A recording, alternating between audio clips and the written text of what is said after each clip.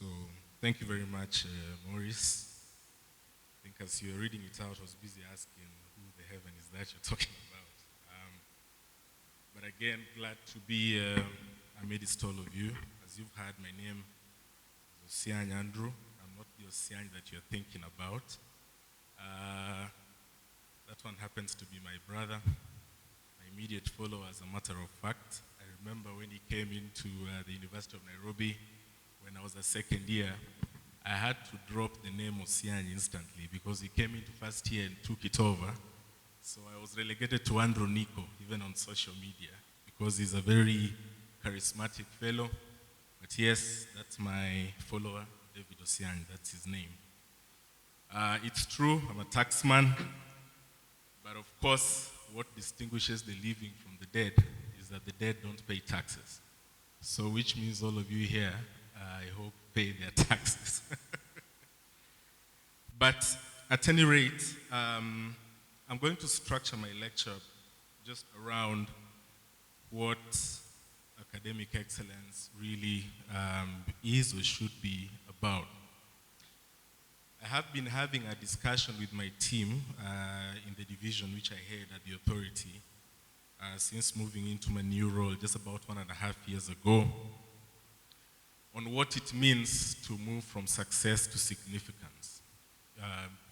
You can actually have a reflection with yourself and say you're fairly successful, but then when you ask yourself how significant that success is, you may not really have proper answers to that question. And therefore, I challenge them that there's no fun in doing easy things, and there is fun in doing the most difficult things. And by the way, if you find yourself doing easy things all the time, just know you are a maladroit professional. You're not a proper professional. I mean, if you're used to doing easy things, ticking boxes from January to December, and then going for family parties in December, and giving yourself a pat in the back after filling boxes in that performance review and saying you scored 100, yet if we ask you what you did, it's basically a repetition of what you did in 2016. You're a maladroit and dying professional. So I challenge them to do difficult things and difficult stuff.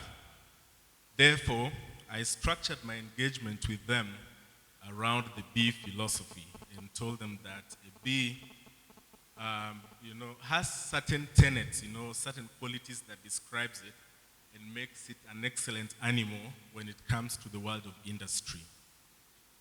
B is very resilient, so therefore resilience is part of what describes it.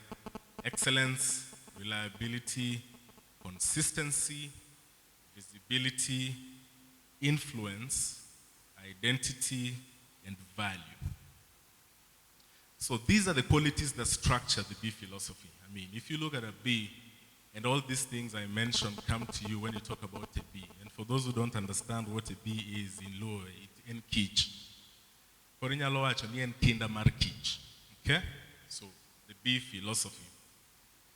So when I was coming for this event, which I was alerted about a bit late, but I said I had to come because these are good people that I know. I told myself, what would be the best thing that I can tell Edith, in such an auspicious occasion? And I wanted to give a reflection on, this transition from success to significance using 4 perspectives. And one will be an academic perspective, is that you're academically significant when your knowledge impacts society. Your academics make sense when that knowledge is used for good of the country or the society that you live in. If at all you just studied for fun and you're not utilizing your knowledge anywhere, I know there's the debate about academy, knowledge and skills and passion, but you must find some room for your knowledge and for your academic prowess so that the fees that was paid at least doesn't go to waste, isn't it? You must find some space for it. So academic significance is about having value for your knowledge. And I have the confidence that Edith being the person that I know, this is not news. I think this is just actually making noise, at times, because she knows what this means. The second perspective is around policy. And in terms of policy or professional significance, you need to ask yourself whether you're the kind of professional who can be consulted, okay, on things that impact society. Are you positioned at the right place and at the right time to impact on socioeconomic transformation on any given society? And what do I mean by this? I know when I talk about this, you're already having a very huge head start in as far as this policy and professional significance is concerned. For example, in CBC, can you be consulted on anything that Kenya might find value in? Engineers know, right, that when stakeholder engagement is being done around making of laws or legal and policy frameworks in this country that affect engineering and construction, they are consulted at various levels. But to what extent is your knowledge and expertise and profession breathing value into some of these consultations and discussions? So you need to ask yourself that question. Will your profession only be hidden in the house, or will it transform the extent to which laws are made in this country? And this you can do in various ways. I'm glad that you write, because I actually ought to bring it in the academic realm that the only way you can be remembered when you die is either you sing a recorded song or you write something that people can read. If this is not happening in any of your lives, then you're still a maladroit profession. And I think this is something you need to take very seriously. So I'm glad that you read and write things that can be consulted even when you're way gone. There's something to leave behind. Thirdly, there's the social and economic significance. How is your profession transforming society in terms of social networks? I went to the village, I was in the village for about 2.5 weeks recently, and somebody told me something interesting. They told me, I was telling him that, hey man, I've been here, and I have been moving from one place to the other, covering about 130 kilometers every single day for about 7 days. So the amount of money I spent on fuel and things like that, it's crazy. Then he told me, thank God, at least you can be called. At least you can be called to somebody's home. There are professors and people who are well established, and powerful and all that, who get into their homes during Christmas and they're locked right in there with nowhere to go to. Can your education really bring out a social and economic good in the society that you live in? This is a very important question. Or is your academics or academic achievement only transforming you into a super ego jingoist, right from your marriage and into your society? There are people who, they only need to attend a conference in Dubai for 2 days, and they come back and they have brick walls around their homes. You can't even talk to them in mother tongue. There are people like that. But how is education transforming you with regards to social and economic transformation? Do people see that in your education, society feels good about it? Someone was telling me the other day, an uncle of mine was telling me the other day, here in our village, people just say you're a good man, but I don't know what is good in you. They just say you are good. And you don't have to be, all those magnanimous things. You just have to be nice, to society for your education to have value. And this is very important.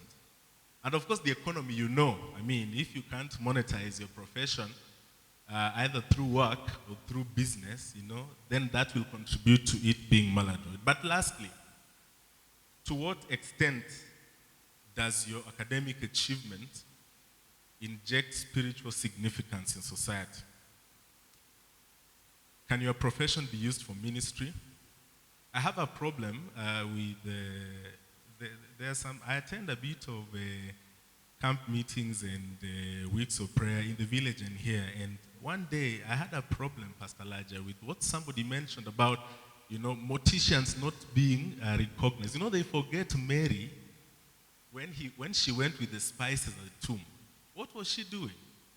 She was actually a mortician, isn't it? But to what extent can your education be used for ministry? Can it be exploited for mission? No? And the moment you cannot exploit your profession for mission, you know very well that you're only transforming the society halfway, but you're doing nothing in regards to making it ready for heaven is concerned. And so what I thought about as some of the fabrics of success, things like wealth, things like recognition, power and status. How do you can be fairly successful. You can have wealth and feel, yes, I'm fairly successful. But you can only be significant when you become generous with talent, time, with touch and with treasure. You can only become significant when you become service-driven. When you're not obsessed with recognition, but with service. And when you love relationships and creating relationships. By the way, I work for government, and those of you who work for government know these things called memos. You know memos? How many of you know memos? Government memos, His Excellency gave a directive last week that government must move from physical letters to tech. But those of you who know the power of memos in government, when I left Oxfam to join government, that was one of the things that really used to make me feel unsettled, and it irked me so much. Why do people use memos? Memo, and you write it to somebody, you copy. You can even talk to this person, but then after talking to him, you write to him, and you copy him, and then you copy another person, Then even after copying, it must have a what number? A serial number. Then the memo must be signed off. It is a problem if you sign off for somebody. It is you to sign it off. It has to be, now, after you sign it off, it has to be scanned again and sent via email. Auto-manual kind of work, I used to get bothered by such things, by the way. Then I found out that however formal they may be, they don't bring outcomes at work. In fact, for me, my boss was recently asking me the other day that, Andrew, people feel that I favor you, or people feel that it's only you whose things get done. I mean, how do you do it? I told her, for me, memos, are on the highway, but then on the sidewalk, I invest in relationships. Okay? And those of you who know that in a formal work environment, relationships work best than memos, isn't it? So these are things you can't be taught in school. But obsession with power and status as a form of excellence can only be translated to significance when you invest in relationships and power relationships, and even those that are not power related, as I said. So when I thought about all these things, I asked myself, I reflected on a disciple of Jesus called John. How many of you know John? Actually, John is my favorite disciple of Jesus. Not John the Apostle. Of course, there are various Johns. This is John, the brother of James, the son of Zebedee. Okay? This guy was a young man. And by the way, Zebedee, was a man of means. I mean, he owned boats and fishing nets for himself. But then when Jesus called for this guy to come and work, people think Jesus only called those who are less fortunate. That's why the atheists are obsessed with this opium of masses in religion. But Jesus actually called even those who had means. When John and James were called, they left their fishing business right away to focus in what? In discipleship. And the way they did it, if you keep thinking about the qualities of the B philosophy I talked about, resilience, excellence, reliability, consistency, visibility, value, influence, and identity. His personal closeness with God made him be referred to as John the Beloved. And I hope if you read, this is one guy who, let me just start by saying he wrote 5 books. Edith, you're already a writer. Which means there's no space for laziness even in discipleship. Okay? This guy wrote 5 books. 5.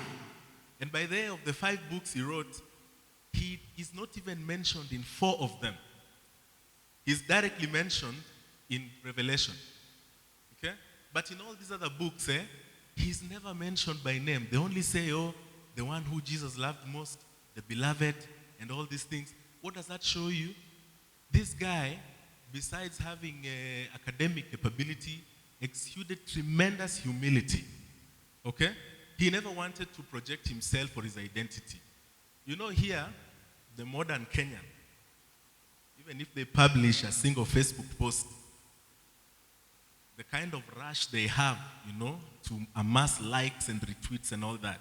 Ongala knows what I'm talking about. He's a social media enthusiast. The kind of obsession you want, just for a tweet, or a Facebook post, you really want to measure your power by the amount of likes and retweets and all that.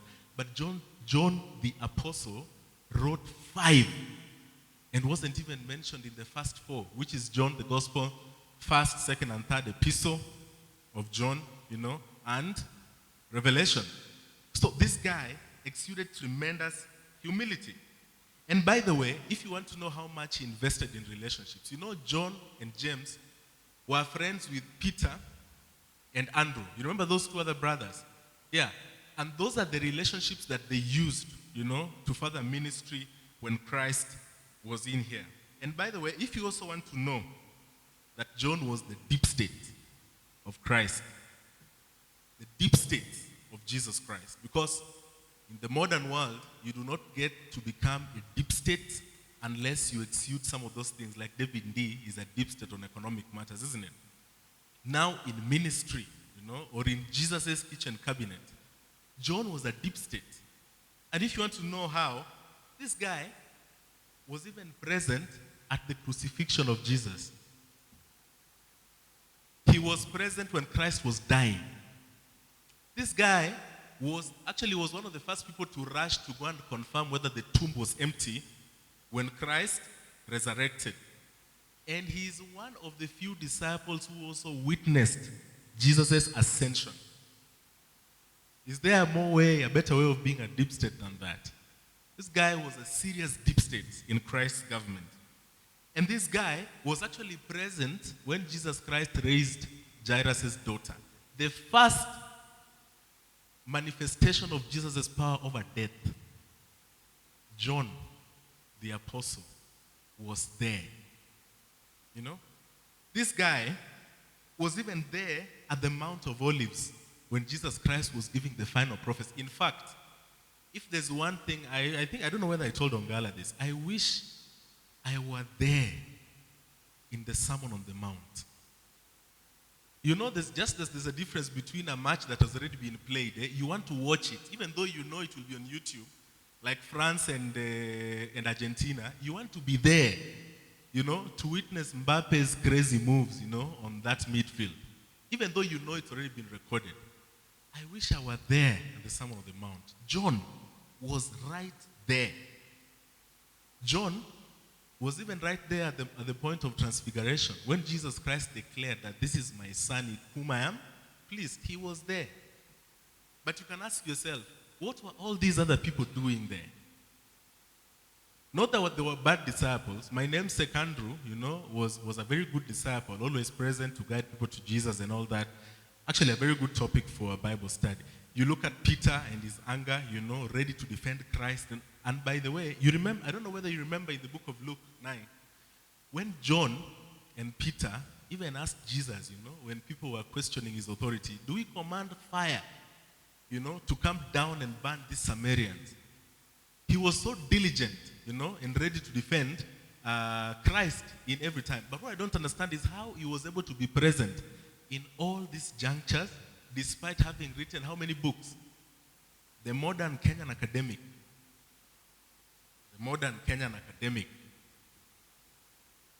is too busy with study that he cannot afford the life of John.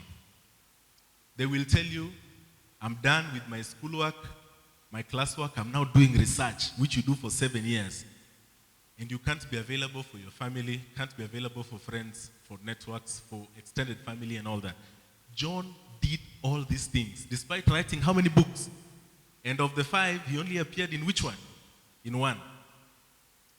Some of us, you write a policy brief, you know what a policy brief is.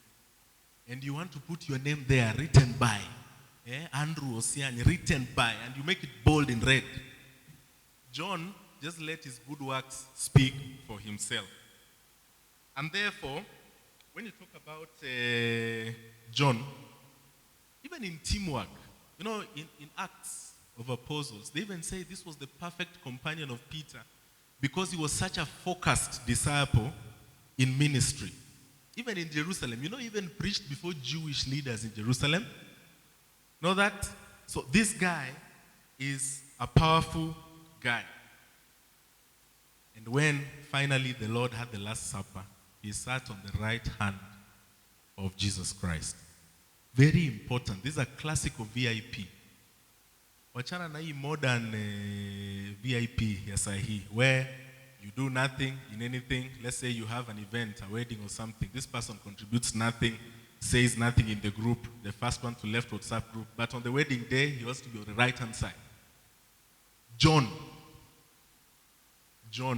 exudes what I call perfection and what we should embody in excellence. So for me, if you look at success to significance, I wish we took the case study of John the Apostle. I wish we saw how powerful and practical this guy is in terms of, despite being humble, despite being intelligent, despite being diligent, despite being consistent, visible, still was able to move the work of Christ beyond normal success. My encouragement to you today, Edith, is that may you be a John the Apostle. That's my encouragement to you. May you be a John the Apostle. Not only on spiritual matters, but even on matters earthly. Even in the world we live in. May your good works encourage you more to walk the journey of John the Apostle. And that's my plea for you. And just as I conclude, people think when he wrote the book of Revelation that John just wrote it. He had instructions to receive and write about whatever he saw. Right? May your writing about the big things happening in your life not stop now. May it continue forever and evermore. And finally, a very big congratulations to you on your graduation. Really proud of you. It's not a mean feat. The journey doesn't matter. I told somebody, some of us, we had to repeat fourth form, in a school that cannot be mapped by Google Maps. And also beyond that, teach in a girls' school where people measure distance in kilograms. I tell these guys all the time. But it doesn't stop God from transforming, you to be where you are today. I think, may this be a special message for you and a special encouragement for you and Joe, who's actually a steadfast pillar in your family. Na umuombe Mungu amweke ndio uone mengi. Because some of you, when some of these things happen, you think it happens because of a feministic power somewhere. No. It's because of God and because of the support you get from people like this. Do you know there are people who have some of these guys who can't allow them to go to school? I think you thank God for the little things that people would rather take for granted. I think this should be your encouragement to you today. Asanteni san. Thank you.